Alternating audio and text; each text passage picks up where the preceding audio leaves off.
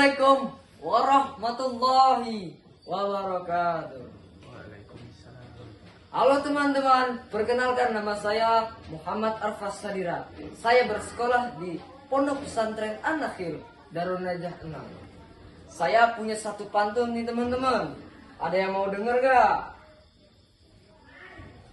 Pergi ngambil rangka ke rumah si Aditra. Cakep. Ada salah satu cerita dari Pulau Sumatera. Mau tahu nggak cerita apa? Mau.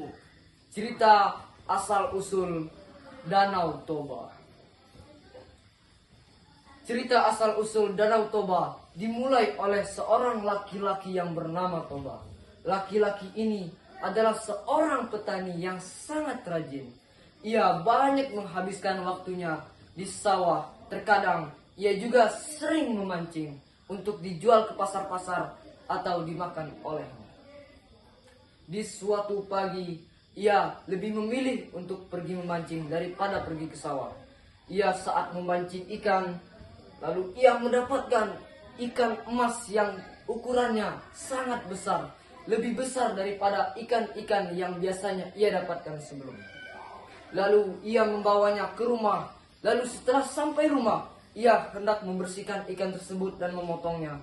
Tetapi ikan tersebut berubah menjadi wanita yang sangat cantik.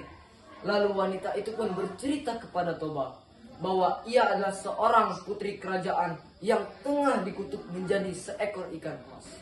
Lalu putri itu pun berterima kasih kepada Toba. Sebagai rasa terima kasihnya, putri itu pun menawarkan menjadi istrinya Toba. Tapi Toba maksudnya tidak menolak. Tapi dengan satu syarat, tidak ada yang boleh tahu asal-usul keberadaannya.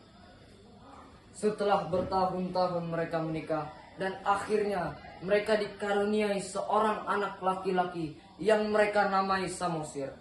Mereka sangat bersemangat dan sangat senang menjadi orang tua. Mereka membesarkan Samosir dengan kasih sayang dan memanjakannya. Samosir tumbuh menjadi anak yang sangat aktif, tapi bisa dibilang nakal. Samosir tidak pernah mau membantu orang tuanya bekerja di ladang. Bahkan ibunya menyuruh mengantar bekal ayahnya. Ia selalu menolak dan selalu bermain bersama temannya. Ditambah pula nafsu makan Samosir sangatlah tinggi, yang membuat Toba harus bekerja lebih giat lagi untuk kebutuhan gizi Samosir.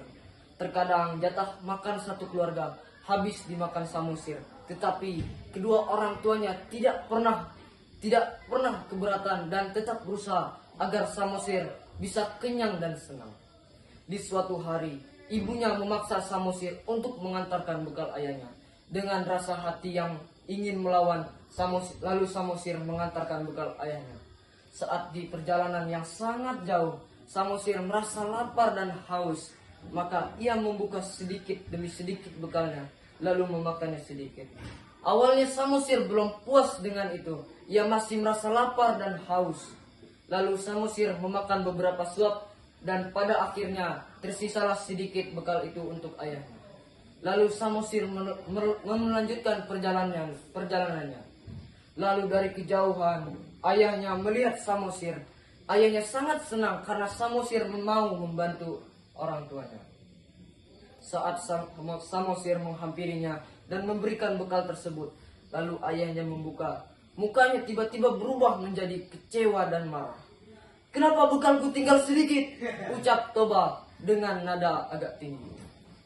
Tetapi Samosir menjelaskan kepada ayahnya bahwa ia sangat lapar dan haus di dalam perjalanan tersebut. Tetapi seharusnya Toba tidak marah karena Samosir masih menyisakannya sedikit. Tetapi amarah Toba yang tidak bisa terkendali sampai Toba mengucapkan kata-kata kasar kepada Samosir.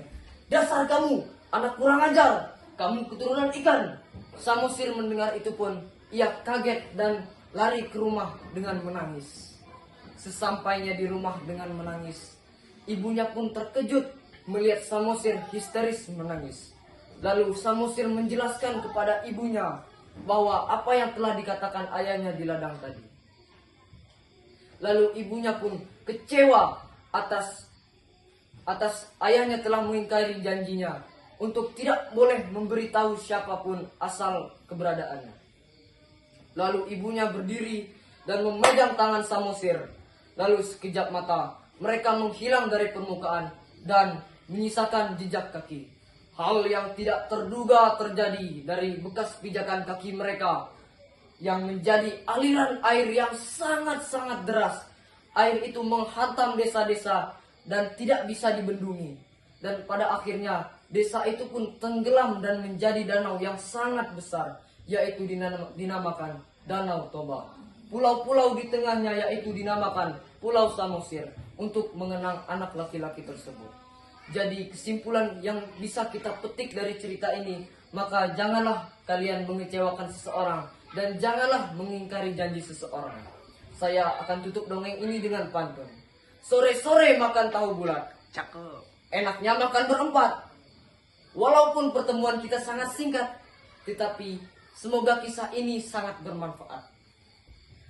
Dan buat kalian jangan lupa baca buku ya, agar kalian bisa pintar dan mengenal dongeng-dongeng lainnya. Saya akan tutup dongeng ini. Dadah. Assalamualaikum warahmatullahi wabarakatuh.